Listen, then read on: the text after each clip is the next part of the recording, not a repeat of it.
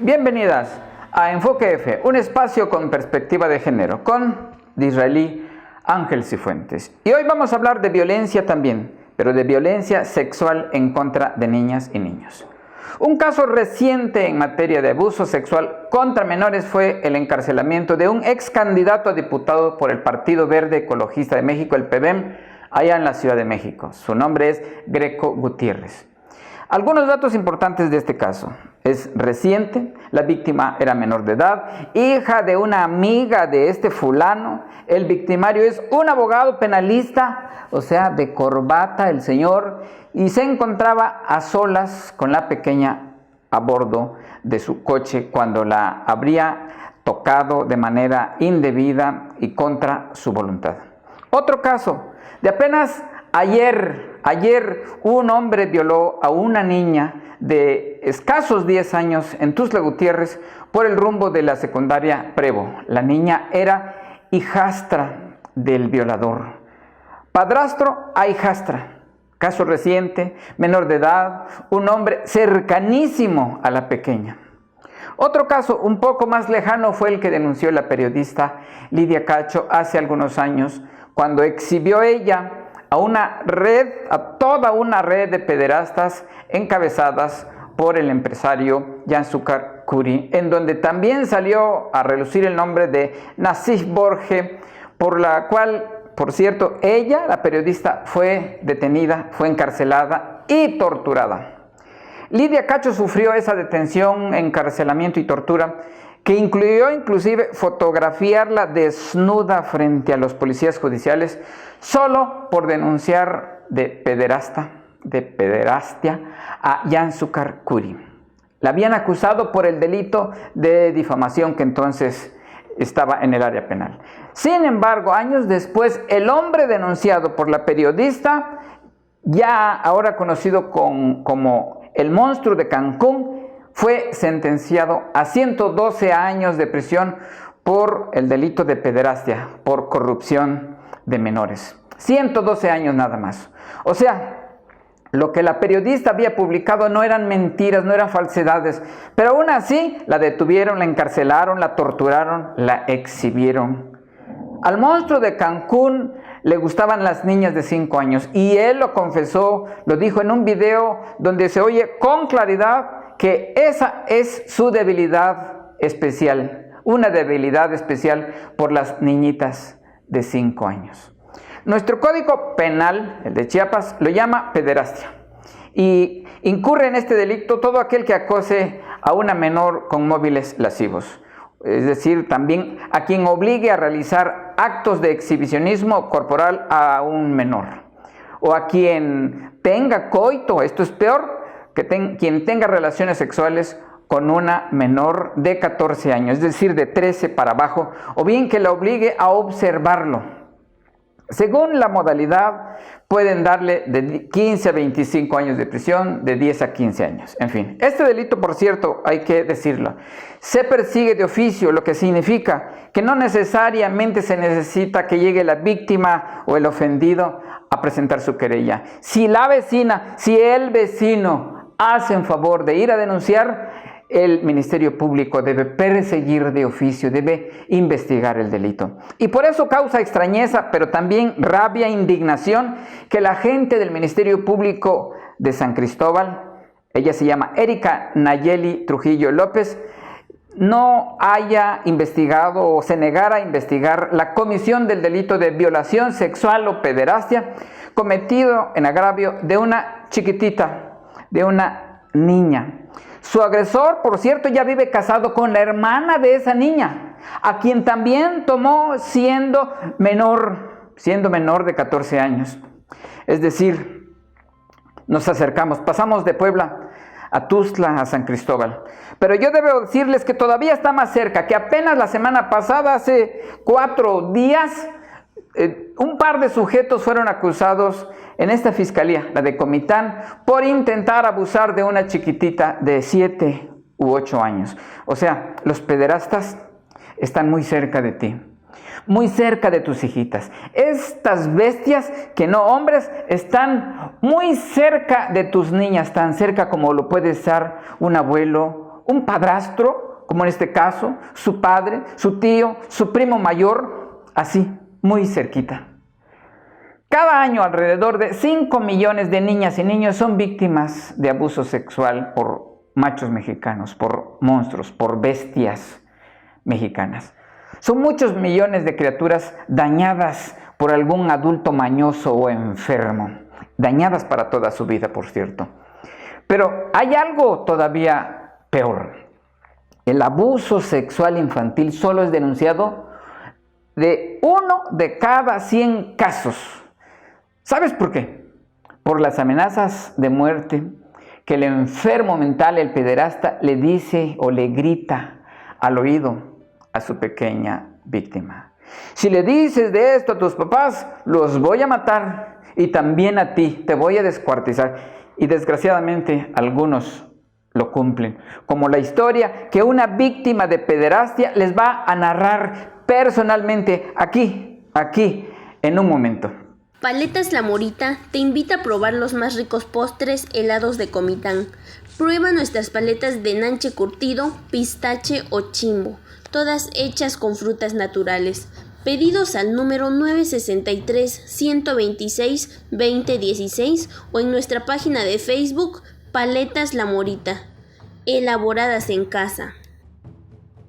En unos meses se cumplirán 20 años de una histórica elección, una que transformó para siempre la vida política en Comitán. Después de 70 años, el PRI perdió la presidencia municipal comiteca a manos de un candidato de oposición. ¿Sabes qué políticos participaron? ¿Sabes qué motivo se dio esta histórica derrota? Te invitamos a ordenar la segunda edición del libro Transición Política, la historia de una campaña que transformó Comitán. Disponible en Amazon próximamente. ¿Qué tal? Buenos días. Estamos nuevamente en su programa Enfoque F y hoy tenemos a una invitada muy especial. Viene de muy lejos, pero también de cerca. Sí. Es Rosalba Cifuentes Tobía. Exacto. ¿Cómo te enteraste del programa? Mire, señor Israeli, me enteré del programa por medio del Facebook. Ahí vi sus entrevistas y una de ellas que entrevistó a una persona fue que me animó a escribirle y pedirle que si yo podía hablar parte de lo que yo había pasado también. Y bueno, aquí estamos. Ella también, desafortunadamente, de los múltiples casos de violencia de género, ha sido una víctima que comenzó a sufrirlo desde muy tierna edad. Comencemos desde ahí, Rosy. Sí. ¿A qué edad conociste a esta persona que te agredió? Sí, bueno, yo nací en un pueblo que se llama Capetagua, aquí en Chiapas. Crecí en una ranchería que se llama Tres Hermanos, en la costa de aquí de Chiapas. Y esta persona era un tío mío. ¿Tío? Sí. Tío. Un tío mío. ¿Por parte de? Por parte ¿O mamá? de mi papá, pero por parte de los Garcías. Uh-huh. de la otra lado. De la otra rama. Ajá, sí. de la otra rama. Esta persona empezó, pues vivíamos ahí en la ranchería cerca y todo, persona que nos visitaba, nos visitábamos, y pues era mi tío. Entonces, muy frecuentemente ibas a casa de ellos o ellos venían a tu casa.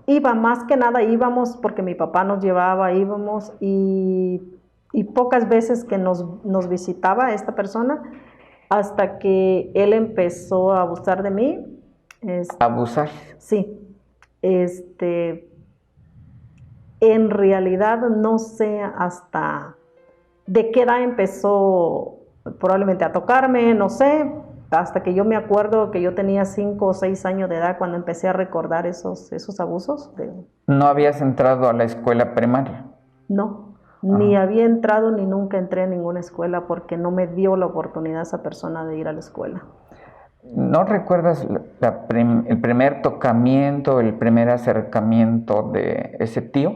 Sí, eso sí lo recuerdo. Recuerdo muy claro y a veces muy borroso, porque a veces quiero olvidar esa parte. Sí. Cuando yo recuerdo que yo estaba jugando, simplemente jugando, cuando yo recuerdo que él me jaló de mi blusa hacia sentarme en una silla donde él estaba. Y fue cuando él empezó a tocarme en ese momento. ¿En casa de él?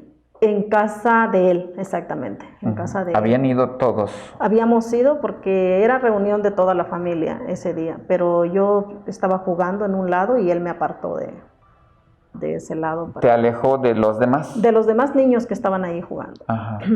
¿Ese día hasta dónde llegó? ¿Hasta qué parte llegó? Ese día llegó hasta la parte que quería que yo lo tocara. Ajá. Y él tocarme mis partes íntimas también. Y en un momento lo que yo recuerdo que yo quise llorar, y él me pellizcó para que yo no llorara y me dijo que me callara y que lo siguiera tocando. Eso fue la primera vez que pasó. Y después vinieron muchas veces. En esa ocasión que te pellizcó para que no gritaras, para que no salieras, ¿lloraste más? Me asusté, me quedé como paralizada, no lloré, tenía mucho miedo. Del susto. Tenía mucho miedo que yo recuerdo que no lloré, simplemente yo me estaba aguantando y yo solamente sentía que mi corazón brincaba mucho, pero era por el miedo que tenía y después de ahí me dejó que me fuera. ¿Y no fuiste a decirle a tu mamá, a tu papá? No, porque me dijo, cuando iba saliendo en la puerta, me dijo, y no digas a nadie, porque si dices a alguien te voy a cortar, me dijo, con este machete. Él tenía un machete en la mano. Y me dijo, si dices algo te voy a cortar, y me enseñó como así, como con el machete. Y pues eso me dio miedo. Y yo regresé a jugar con los niños y nunca más le dije pues nada a mis papás. ¿Hasta cuándo te animaste a hablar, a decirle? En realidad,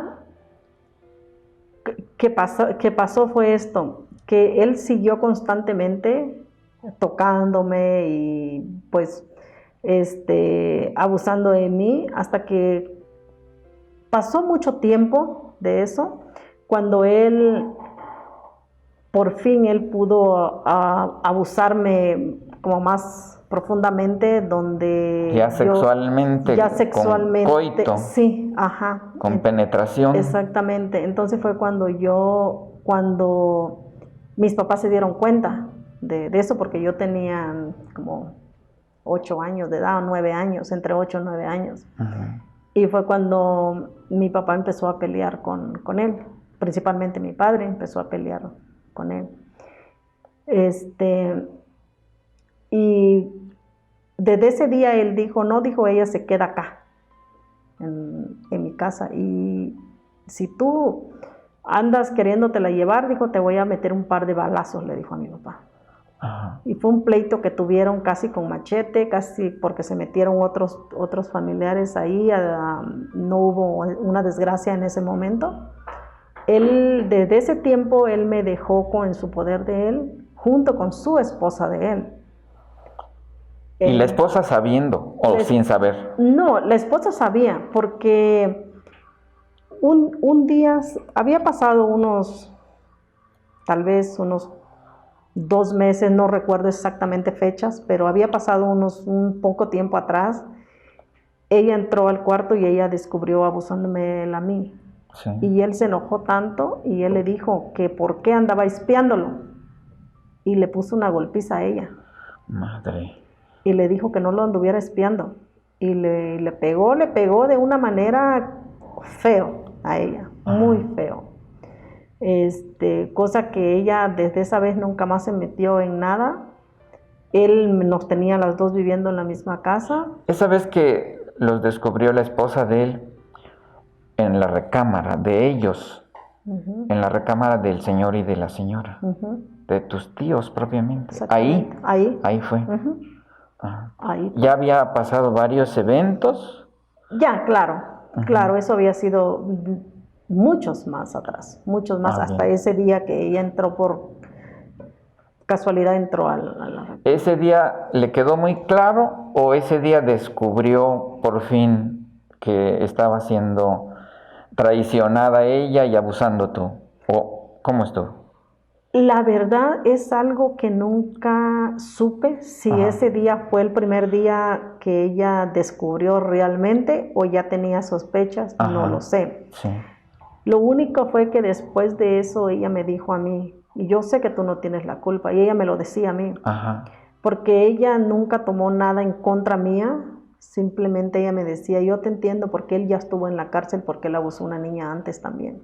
Ya tenía antecedentes. Ya tenía antecedentes que había violado a una niña también, pero solamente lo llevaron un día, al otro día lo soltaron porque él tenía dinero. Otra historia de corrupción. Él tenía dinero, entonces al otro día lo soltaron y salió como si nada hubiera pasado, cuando la niña todavía estaba hospitalizada porque tenía 7 años cuando él la abusó.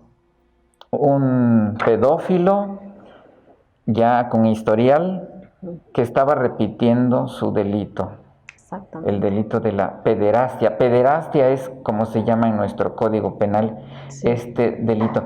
Quisiera que checáramos el tiempo de cuando tenía 5 años y solo comenzó con tocamientos. De ahí pasó cierto tiempo y quizá 8 o 9 años hubo ya el abuso ya en forma de penetración, en forma de coito. Todo ese tiempo tus papás no sabían. No. El tiempo de solo tocamiento no sabían. No, porque yo tenía mucho miedo de decirle a mis papás porque él me amenazaba con matarme, con hacer cosas, entonces yo tenía mucho miedo, yo no decía nada. Es más, yo las partes que yo recuerdo, yo estaba como confundida siempre, como no sabiendo exactamente qué estaba pasando. Sí. ¿Cambió tu vida en relación a los juegos con los niños? ¿O siguió más o menos normal después de que él comenzó ya con la otra etapa de prácticamente violarte muy seguido en su casa? ¿O ya no pudiste salir? Desde esa vez, cuando él empezó a hacer esos abusos ya más al extremo, fue el tiempo que no me permitió salir ya y no me dejaba hablar con nadie, no me dejaba nada. Ok. Y desde el momento en que se enfrentaron, confrontaron y estuvieron a punto de los golpes o de los machetes y él prácticamente te secuestró y te obligó a quedarte ahí a pesar de la voluntad y del deseo de tus papás, ¿ellos no acudieron al Ministerio Público? Claro, cuando mi mamá se dio cuenta de eso, principalmente mi mamá, fue al Ministerio Público a Ciudad Hidalgo. Ajá. Pero esta persona la conocían muy bien en la presidencia, muy bien. Y lo que le dijeron a mi mamá fue que el comandante se empezó a reír un poquito de mi mamá. Ajá. Y le dijeron, ay, déjela, hombre, ¿qué anda usted demandando? Ay, déjela, hombre. Mejor regrésese usted allá con los chamulitas donde viene. Eso le dijeron a mi mamá. ¿Por qué dijo, regrésate con los chamulitas? Porque ellos sabían que mi mamá es originaria de un pueblito por San Cristóbal de las Casas que se llama San Juan Chamula. Ah, ya. Ese fue el sentido de sus palabras. Exacto. Regrésese allá con los chamulitas. Ajá, eso fue lo que le dijeron la policía, el comandante de la policía de Ciudad Hidalgo. En ese tiempo, estoy hablando hace muchos años. Entonces mi mamá regresó, pues si la ley no nos puede proteger, ¿quién nos podría, proteger? Después de ese tiempo, como 2 años después, pues seguían los pleitos entre la familia, seguía la tensión de siempre mi papá peleando, queriéndome quitar de ahí. Después mi papá lo matan. A ver cómo estuvo esto. Después lo matan a mi papá 3 días después de un pleito y una amenaza que él le había hecho a mi papá, que le dijo que que no sabía que con quién se estaba metiendo, porque le dijo en palabras fuertes, le dijo, te voy a quebrar tu madre, le dijo. Sí. A los 3 días mi papá desapareció y pues yo estaba encerrada, yo no podía ni salir a buscarlo, ni salir a nada, prácticamente a nada. De repente mi papá, hasta los 8 días, mi papá aparece en un pozo.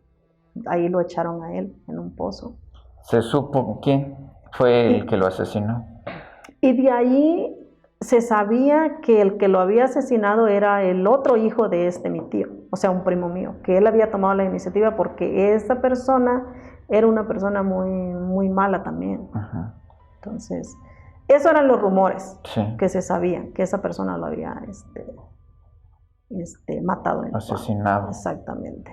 ¿Se hizo una investigación del asesinato? No, cuando lo mataron a mi papá, mi mamá regresó a la presidencia para decir, miren, ellos lo mataron al papá de mi hija y a mi hija la tienen ahí encerrada todavía. Y lo que le dijeron a mi mamá fue, ¿sabe qué? Le dijeron, usted no tiene pruebas para decir a señalar a nadie. Ajá. Dice, y como usted ya vino primero que diciendo que su hija la tienen allá, que la están abusando, que esto y que el otro. Ahora que a su esposo lo matan, pues es porque ustedes tienen la culpa. ¿Para qué andan peleando la hija y déjenla? Le dijeron a mi mamá. ¿Nunca iniciaron ninguna carpeta, ningún expediente penal? Nada. ¿No tomaron su declaración? Nada. Nunca. Nunca, simplemente llegaron, levantaron el cuerpo de mi padre, lo llevaron al cementerio, se enterró y se acabó. Nunca hubo ningún seguimiento, nadie de las leyes mexicanas preguntó qué pasó, no hicieron ninguna investigación, no hicieron absolutamente nada. Como si no existieran leyes. Sí, exactamente, como si no existieran leyes. En ese tiempo... Y para ese tiempo yo ya tenía 2 hijas de esa persona. ¿De tu tío? Sí, porque... ¿De tu violador? Sí, porque él me embarazó a los 12 años. Siendo una niña. Sí, durante mis 12 años yo estuve embarazada. Ajá. Yo cumplí 13 años el 29 de julio y mi hija nació el 20 de agosto, mi primera hija. O sea, los 13 años. Sí. Un mes después de haber cumplido los 13 años. Durante 12 años yo estaba embarazada. Uh-huh. Y pues después nació mi otra. ¿A los cuántos? A los años? 14. O sea, a los 13 uno, a los 14 la otra. ¿Niño, niña? Las 2 son niñas. Ajá. Perdón, ¿cómo están ellas? Mis hijas están bien. Ajá. Cuando yo tomé, nuestra relación no es muy buena entre madre e hija. Ajá. Pero después de que ellas nacieron y que por fin esta persona muere, Okay. el padre de ellas muere, yo tenía pues 16 años de edad. ¿Y él cuántos años tenía? Cuando murió. Cuando él murió tenía, la verdad no quiero decir exactamente unas fechas exactas porque no las recuerdo, pero sí, tendría unos 78 tal vez. Entonces cuando comenzó a abusar de ti, ¿tenía cuántos años? Era un señor de 60 y tantos años de edad. Oh. Sí. Y entonces cuando él murió, ¿qué pasó? Bueno, él murió y por fin yo pude quedar libre para hacer mi vida e irme de ahí. ¿De su casa? De su casa. Todavía estaba la otra tía, ¿verdad? Sí, todavía estaba ella. Ajá. Todavía estaba ella. ¿Saliste inmediatamente? Sí, cuando él murió, pues claro, él murió y yo estaba como, yo siempre digo, yo estaba como esos pajaritos que los tienes encerrados por años y luego los sacas y no saben qué hacer. Ajá. Porque yo estaba ahí como... O sea, yo quedé sin nada, sola con 2 hijas. Mi madre se había ido de ahí porque tuvo miedo y ella dijo, ¿saben qué? perdí a mi esposo, prácticamente tengo perdida a mi hija. Sí. Me voy con mis otros 4 hijos a otro lado. Mi mamá se fue tomando la decisión de dejarme en manos de esta persona. Ajá. Y pues esta persona muere y yo estaba sola. Yo nada más. ¿Y entonces a dónde fuiste Sí, al salir? Yo miraba a mis hijas, pero yo tenía odio contra ellas. Ajá. Sí. Era como yo miraba a él en ellas. Sí, entiendo. Y era un asco al mismo tiempo, Sí. hacia mis propias hijas, porque Sí. no fue mi decisión tenerlas ahí. Claro, sí, sí. Y él muere y pasó el velorio, digamos, de esta persona. Y luego yo dije, ¿qué hago ahora? No tengo nada, me quedo con 2 hijas, ¿y ahora qué hago? Mi primer pensamiento fue, yo quiero irme de acá. Ajá. Y las niñas se quedaron con esa señora, con mi tía, digamos, la esposa de él, porque ella les empezó a agarrar mucho cariño y las niñas la querían a ella. Sí. Entonces yo la dejé con ella y yo le dije, yo me voy. Y me dijo, sí, me dijo. Prácticamente eras mamá y eras niña. Y saliste siendo niña. Uh-huh. Y dejaste a 2 niñas. Exactamente. Estaban 3 niñas. Ojalá y tampoco ojalá ellas no hayan sido víctimas también de este monstruo. No sabes. La verdad, nunca supe, aunque a veces me llegaban sospechas, pero nunca supe ni vi nada en realidad. Ajá. Pero sí de un hijo de él. ¿Violado? No, mi hija de un hijo de su papá de ellas, de un medio hermano de ellas. Un medio hermano abusando de ella. De una Hasta donde yo sé, trató, Ajá. pero no llegó a su objetivo porque hubieron más personas que se Ujú. metieron. No llegó, pero sí trató. Yo ya no estaba allá. Ok. Yo ya Sí. estaba fuera del país. Un degenerado crió a otro degenerado que intentó violar, pero ya tú estabas. ¿Dónde estabas? ¿Estabas en otro lado? ¿En Estados Unidos? A ver cómo estuvo esto, ese tránsito, ¿no? Sí. Bueno, cuando él murió, me doy cuenta que como vuelvo a decir, yo me quedé sin nada, yo tenía que ver por mí misma. Sí.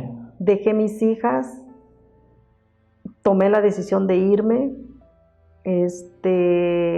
Un primo mío me ayudó con el pasaje para irme, me compró mi boleto de avión para volar a Tijuana, donde empezó otra vida mía.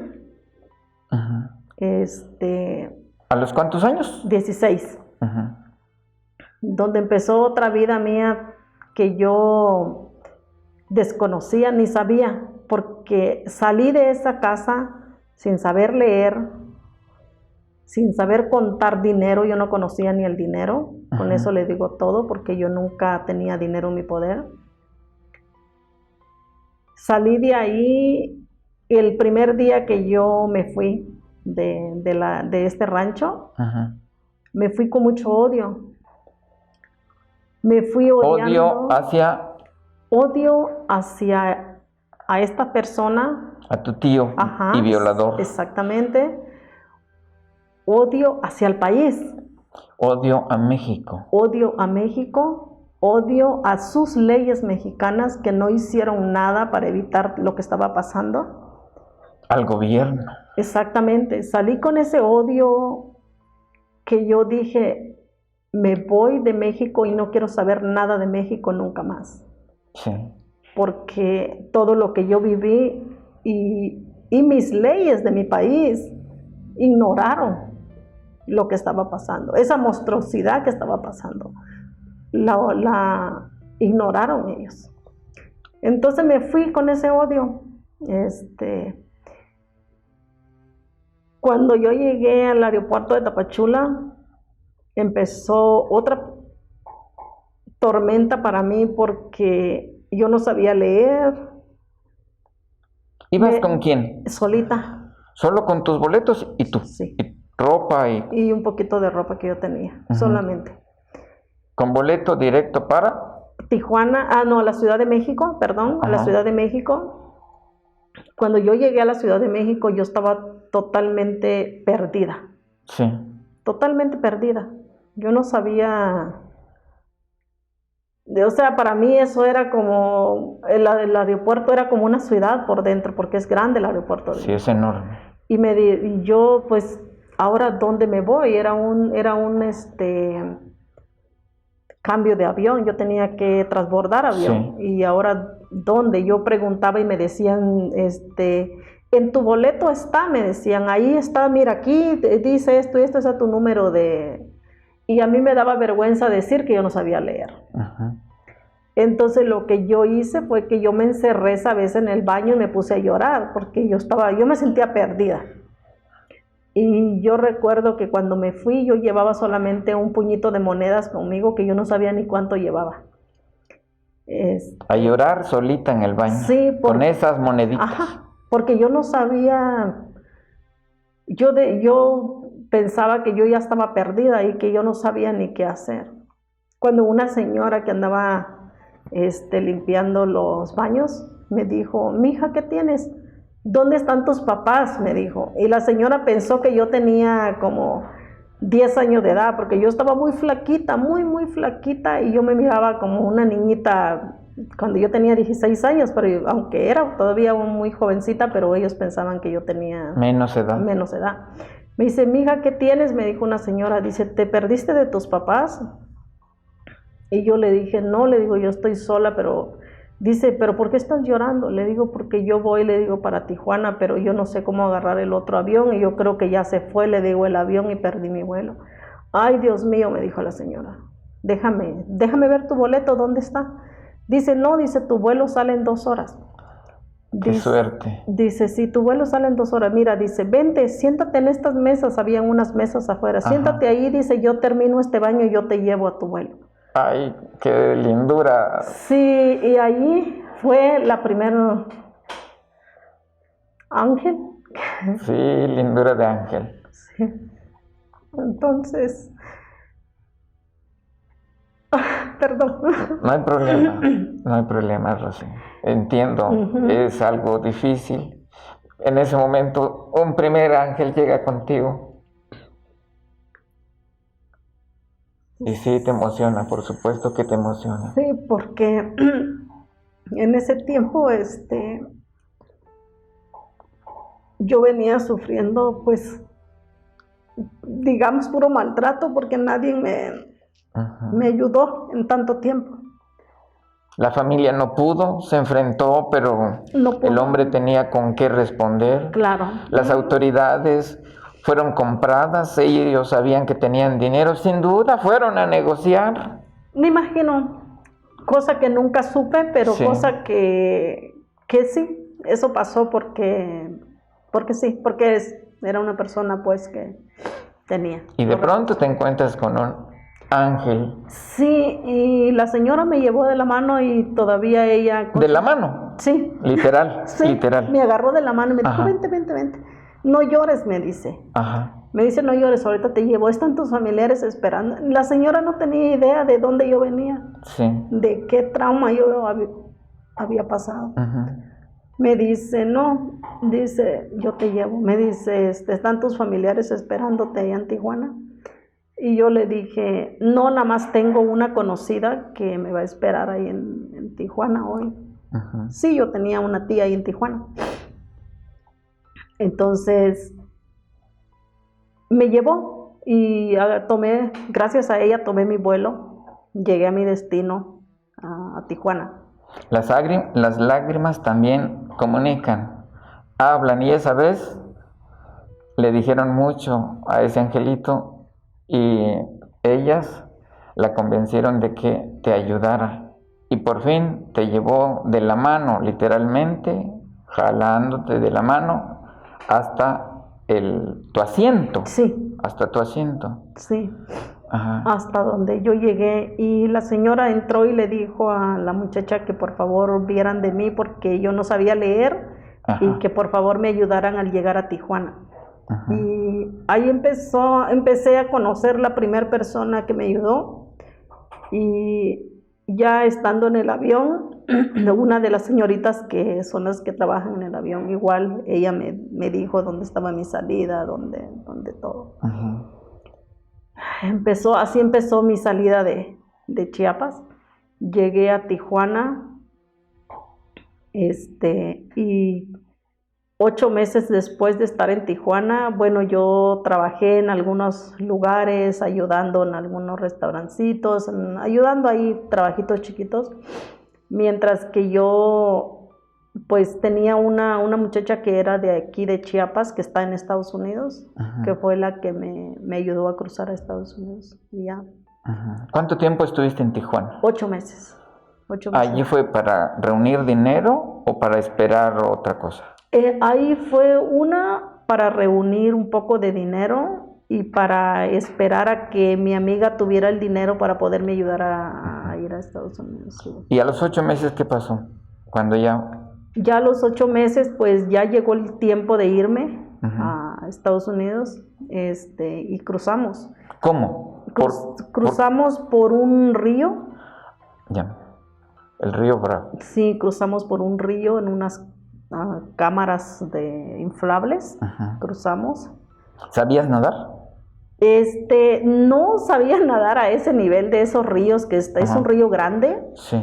Claro que donde yo crecí es un río muy pequeñito, donde nadábamos ahí con mis hermanitos y todo, pero... Chapucear. Exactamente, pero no era nada que ver con él. Entonces, con esas cámaras inflables, ¿pudieron cruzar? Sí, pudimos cruzar a Estados Unidos, crucé y ¿Sola o con más personas? Iban 13 personas en ese tiempo, Ajá. 13 o 14, no recuerdo exactamente, pero era ese rango. ¿Y todos con ese tipo de cámaras inflables? Sí, Ajá. con ese tipo de cámaras cruzamos al otro lado. Ajá. Y al llegar a Estados Unidos, pues empezó lo mejor de mi vida. A ver. En una manera. Ajá. Claro que fue difícil. Sí. Porque en los trabajos donde yo iba no me daban trabajo porque no sabía leer. Sí. Eso fue un problema. Hubo un lugar, un restaurante que se llama McDonald's o McDonald's, se pronuncia en Estados Unidos. Fueron los primeros que me abrieron las puertas y me dieron mi primer trabajo. Ajá. ¿Hacías? ¿Qué cosas hacías? ¿Qué trabajos? Cuando yo llegué empecé, como yo no sabía leer, no podía estar en la cocina, en la área de preparación, porque había que leer una pantalla. Así. Entonces empecé limpiando los baños, limpiando Sí. las mesas, limpiando estacionamientos. Así Ajá. empecé. Después les gustó mi trabajo, la manager de ahí me dijo, lo que yo quiero, me dijo, es que tú aprendas a leer. ¿Otro ángel? Sí, otro ángel. Me Ajá. dijo, lo que yo quiero es que tú aprendas a leer. Dijo, porque no quiero, yo me voy a mover del estado de aquí, el lugar se llama Hayward. Dice, me voy a mover de Hayward, me voy a ir a un lugar que se llama Fresno, que queda como a 2 horas, 3 horas de ahí. Ajá. Dice, y no te quiero dejar limpiando baños, ni tampoco limpiando mesas, quiero que te quedes en la cocina como corredora de las órdenes. ¿Corredora? De la orden. De la Ajá. orden. O sea, Ajá. preparando en la área de Sí. preparación. Entonces, me compró un cuaderno y un lápiz y me puso a leer. En un mes yo ya estaba leyendo. ¿Y quién era la maestra? Yo vivía en el mismo cuartito ahí, en un cuartito que yo rentaba, yo vivía ahí con ellos y ella era la manager como la supervisora, perdón, Sí. del restaurante, era la Sí. supervisora del restaurante. Y me enseñó, Ella misma. ella misma me enseñó. Aprendí, y cuando aprendí, ella en todos los papeles de las hamburguesas, me escribió en español los ingredientes que llevaba. Y me Ajá. dijo, estúdialos y memoralízate todo esto. Y así fue como empecé a preparar, a mirar la pantalla, a preparar las hamburguesas, empecé a correr las órdenes. Y en la pantalla había en español y en Solo inglés.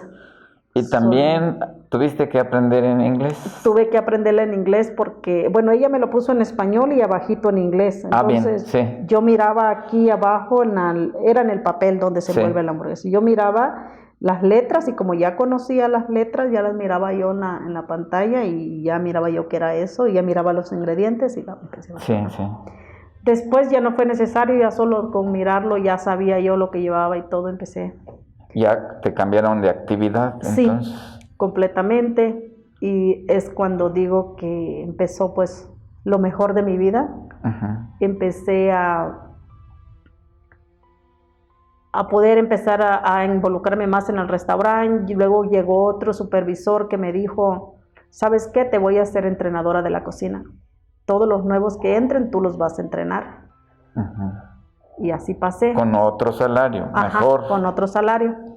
Así empecé. Después me dijo, mira, yo quiero que me ayudes enfrente a pasar las bebidas, a pasar la comida. Dice, te voy a sacar de la cocina. Me fui al lado de la caja. Ajá. Para poder pasar allá le dicen presentar las órdenes, o sea, ajá, ponerlas en la charola y sí, llamar el número de que le toca a la persona. Y lo aprendí, porque allá ya era aprender las bebidas, aprender otras cosas más los aprendí rápido. Después me dice el man, ¿sabes qué? Dice, tú ya sabes todo del restaurante. Yo quiero que empieces a agarrar las cajas y a tomar las órdenes. Y lo empecé a hacer y aprendí. Y me dijo, ¿sabes qué, Rosalba? Ahora yo necesito que te vayas a la escuela. Te vamos a pagar la escuela. Dice, vete a la escuela. ¿Por parte del restaurante? Por parte del restaurante. Sí. Te vamos a pagar la escuela y vete a la escuela para aprender a... Ajá. ¿Y sí?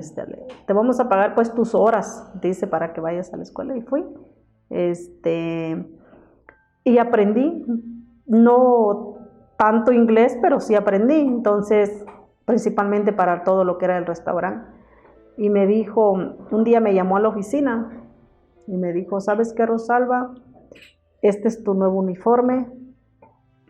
Quiero que seas la supervisora de toda la tienda. Ajá.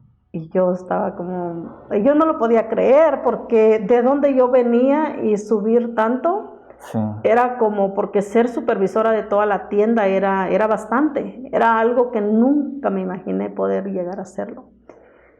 Entonces acepté el puesto. Yo no quería, pero mi jefe casi me obliga a que yo tomara el puesto, porque yo sé que tú puedes. Y lo tomé. Y después de ahí estuve trabajando en 5 tiendas. O sea, ¿saliste de ese restaurante? No, en la misma cadena. Pero ajá, después de ahí me llamaban para ir a pasar inspecciones a otras tiendas, porque yo había aprendido también a hacer el trabajo. Sí. Que empecé a trabajar en otras tiendas más, como supervisora. Y ahí fue donde yo empecé a ahorrar mi dinero, ajá, ahorrar mi dinero. Pero yo tenía, o sea, eso era bueno, pero yo tenía muchos problemas psicológicos también. Claro. Donde yo me quería... Pero sí, hasta tu sonrisa, tu mirada cambió de hace un rato a ahorita que estás platicando el momento difícil al cambio de país. Sí. ¿No? Exactamente. Entonces yo le empecé a agarrar, empecé a ver sus leyes de Estados Unidos, empecé a ver la policía de Estados Unidos, que realmente uno dice, wow, aquí las leyes son diferentes. Aquí un abuso como no se pudo quedar impune. Pero bueno, ahí empezó pues toda mi trayectoria en Estados Unidos, que para mí fue pues una de mis mejores etapas de mi vida. Y Pero al regresar a mi casa, yo tenía muchos problemas psicológicos. Al regresar A mi cuarto, después del trabajo. Al quedarte sola. Al quedarme sola, empezaban los recuerdos. Empecé a pensar, a tener muchas paranoias, a pensar que alguien me seguía, a pensar que alguien me atacaba, a mirar cuerpos muertos. Mi mente empezó a volar mucho. Resultado de los traumas, de las agresiones que sufriste en México. Exactamente, sí. ¿Y buscaste ayuda o qué pasó? Sí, un día que yo traté de quitarme la vida, fue cuando me fui al hospital. Y fue cuando en el hospital me mandaron a ayuda psicológica. Eso pasó en el 2006. Empecé a tener ayuda psicológica porque ya estaba yo muy mal. Llegué a estar internada en un hospital psiquiátrico. Porque yo tenía muchas pesadillas de mi pasado. Y a veces, sin pensar, habían semanas que yo estaba viviendo aquí. Mentalmente yo estaba viviendo acá. Sí. Y mi mente estaba totalmente mal, mal. Pero empecé a tener las ayudas psicológicas, me ayudaron. ¿Cuánto tiempo? Desde el 2006 hasta este momento. ¿Lo sigues recibiendo? Lo sigo recibiendo ahorita por razones de lo que hago ahora actualmente. Me he descuidado mucho de mis terapias, pero mis actividades que tengo ahorita me ayudan bastante. ¿Como terapia? Como terapia. ¿Pero a qué te refieres a mis nuevas actividades de ahora? Me refiero a que hoy tengo una empresa, estoy exportando café. Tengo un negocio. ¿Exportando café? Sí, de acá de la región de Chiapas. ¿De Chiapas hacia dónde? Hacia Estados Unidos, hacia Alemania, Holanda, Canadá y otros muchos países más a los cuales se va el café. Un cambio súper drástico. Sí. Desde que salí de México empezó, por eso digo que empezó lo mejor de mi vida. Sí. Pero a través de las terapias y todo eso que tuve, empecé a recuperarme. Conocí a mi esposo, con el que hoy estoy casada. Él es de Estados Unidos. ¿Se llama? Él se llama Dennis. Su apellido es Wilson. Y fue otro cambio en mi vida también, porque fue muy difícil. Mi relación con él, pero muy difícil. Por el pasado. Por el pasado que te marcó. Digamos que es complicado salir, pero se puede acudiendo a ese profesional, al psicólogo, al terapeuta. Sí. Sí, es cuestión de querer salir. Sí. Y querer dejar el pasado donde tiene que estar, aunque no es fácil. Y con tu esposo, a pesar de esos problemas, han venido caminando, han venido haciendo su familia. ¿Cuánto tiempo llevas de casada? Con él ya llevamos 14 años. Ya se alcanzó una estabilidad. Sí, ya mi esposo fue otro gran cambio en mi vida, porque a pesar de que fue muy difícil la relación entre él y yo por mis problemas del pasado, él aguantó mucho, pero bastante. Y yo pienso que desde mucho tiempo fue una batalla nuestra relación, una batalla grande, pero hoy es mejor porque yo estoy mejor mentalmente. Ya no estoy igual como cuando empezamos la relación con él, gracias a mis ayudas que he tenido profesionales, con terapistas. Y quise hacer y hablar todo esto hoy en día, porque yo sé que todavía esos abusos están existiendo. Yo sé que todavía en algún rincón de tal vez de aquí cerca donde estamos ahorita platicando, está sucediendo. Está sucediendo. Y tal vez y decirles que hay que armarse de valor. Sí. Hay que denunciar. Me he dado cuenta que hoy en día hay más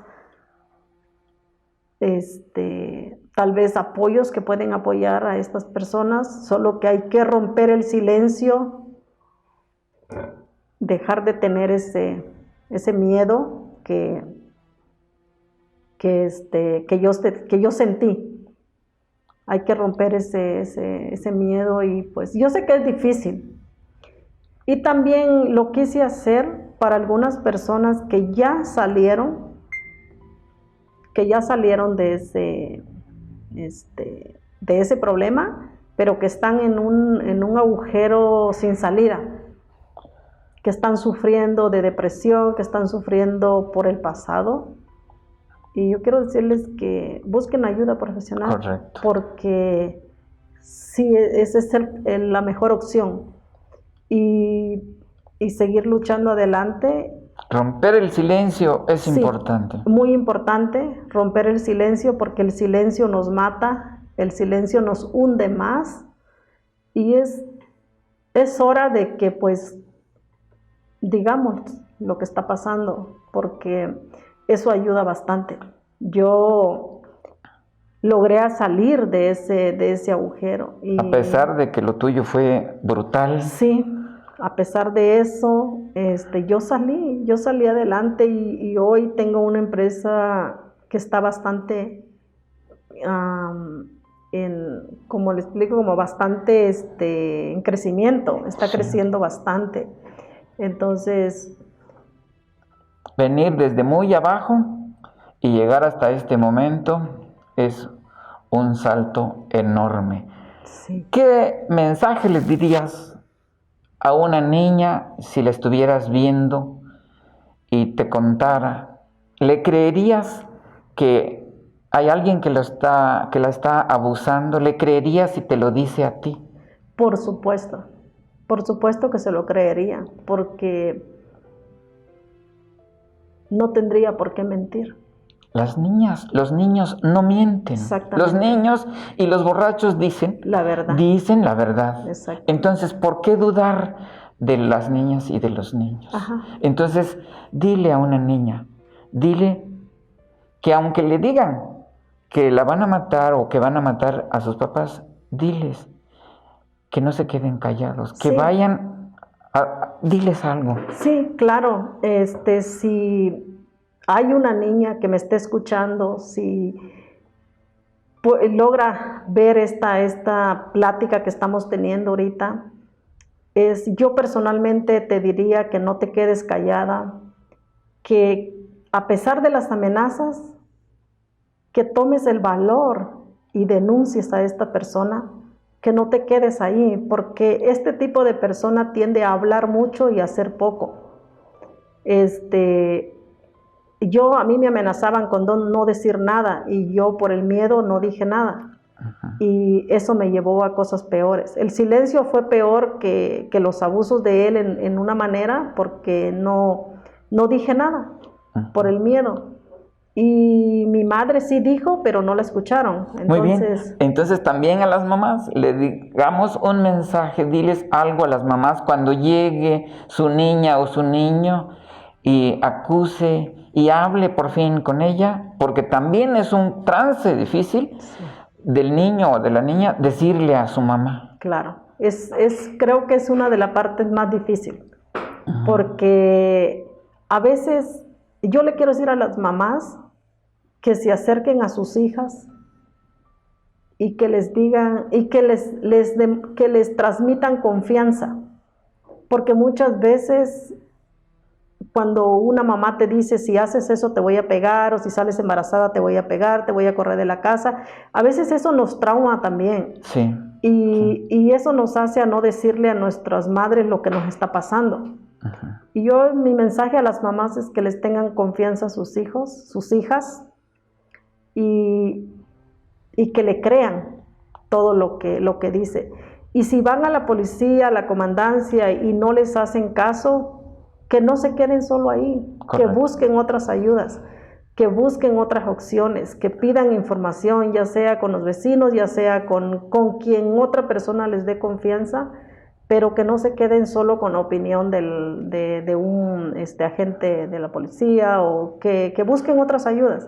Porque mi madre salió aterrorizada de la presidencia cuando le dijeron y se quedó como también en silencio. También en silencio. Y yo también quiero decirle a las autoridades, quiero decirle a la Fiscalía General del Estado, quiero decirle a Jorge Luis Llave Navarca, quiero decirle al gobernador de Chiapas que lamentablemente la cultura de la impunidad que hoy nos platica Rosy sigue vigente, porque los delincuentes siguen todavía con su fajo de billetes yendo a comprar a los ministerios públicos. Entonces, sí es necesario, es urgente que las niñas hablen con mamá, que los niños hablen con mamá, que mamá vaya al ministerio público, que papá también acuda a interponer su querella. Y es posible, pues casi seguro, que la autoridad va a querer comprar otra vez, va a querer venderse otra vez, que el delincuente va a querer ofrecer un fajo de billetes otra vez. Pero aquí es también oportuno decir que nosotros en Enfoque F no nos vendemos. Lástima que no tuvimos la oportunidad de conocer tu historia hace años, pero si lo hubiéramos conocido, hubiéramos puesto el pecho por delante y hubiéramos luchado para que no se diera esa historia de impunidad. Esas autoridades se vendieron hace años, pero las actuales autoridades, los actuales fiscales del Ministerio Público se siguen vendiendo, siguen integrando mal los expedientes penales, las carpetas de investigación, si hay dinero de por medio. Y hay historias que hemos venido exhibiendo de Villaflores, de diferentes partes del estado y desgraciadamente de diferentes partes del país. Pero estamos aquí, estamos en Enfoque F y aquí no nos vendemos, aquí no traicionamos, aquí vamos a darle acompañamiento jurídico a toda familia, a toda madre, a todo padre que se atreva a levantar la voz, a denunciar, y no nos vamos a vender y vamos a irnos hasta las últimas consecuencias, porque es en defensa propia. La violencia en casa es violencia que se va transmitiendo a todos los demás integrantes de la familia. Entonces, muchas gracias, Rosy. Un mensaje nada más quiero decir. Por favor. Ya que estamos hablando de estas leyes del gobierno, quiero decirle también al gobernador de Chiapas que cuide de su gente, que cuide de los niños que están siendo abusados, que se termine esa corrupción que hay, de que con dinero se le tapa la boca a todo mundo, porque yo me veo como un ejemplo, Sí. A pesar de todo lo que yo sufrí y todo mi odio que yo tenía por México, ahora está regresando mi amor por mi país otra vez, el amor por mi estado otra vez, que es aquí Chiapas. Y yo estoy ahorita promocionando el café de Chiapas a un nivel mundial y estoy recibiendo buenos resultados, porque antes ni era conocido el café de Chiapas, no era conocido para nada. Sabían que había café en México, pero no sabían que había un buen café en México. Ahora está siendo bastante conocido mi café y pueden checarme en Instagram, está como Mayan Harvest Green Coffee, mi Instagram, ahí están todos los movimientos que yo hago, todas las promociones, y todo esto fue a mi esfuerzo, a pesar de todo lo que yo sufrí. Y he aprendido a regresar. estoy regresando a querer mi país, a querer mi estado, al cual yo me fui odiando con todas mis fuerzas. Y yo quiero decirle que los niños, los jóvenes, es el futuro del país. Y tenemos que cuidar de ellos. Tenemos que cuidarlos todos, en casa y desde el gobierno, desde las autoridades. Sí. Muchas gracias, Rosy, por compartir tu experiencia. Fue difícil, pero era necesario, y ojalá muchas personas que hoy lo vean compartan esta transmisión, que también nos ayuden dándole like a nuestra página Facebook, que se suscriban a nuestro canal de YouTube Enfoque F, para que cada día más vayamos creciendo y vayamos ayudando y coadyuvando con todas aquellas mujeres que sean víctimas de violencia y que encuentren una pared y un manto protector que se llama impunidad, protegiendo a los delincuentes. Ya basta de violencia. Muchas gracias. Sí, gracias. Paletas La Morita te invita a probar los más ricos postres helados de Comitán. Prueba nuestras paletas de nanche curtido, pistache o chimbo, todas hechas con frutas naturales. Pedidos al número 963-126-2016 o en nuestra página de Facebook Paletas La Morita, elaboradas en casa. En unos meses se cumplirán 20 años de una histórica elección, una que transformó para siempre la vida política en Comitán. Después de 70 años, el PRI perdió la presidencia municipal comiteca a manos de un candidato de oposición. ¿Sabes qué políticos participaron? ¿Sabes qué motivo se dio esta histórica derrota? Te invitamos a ordenar la segunda edición del libro Transición Política, la historia de una campaña que transformó Comitán. Disponible en Amazon próximamente.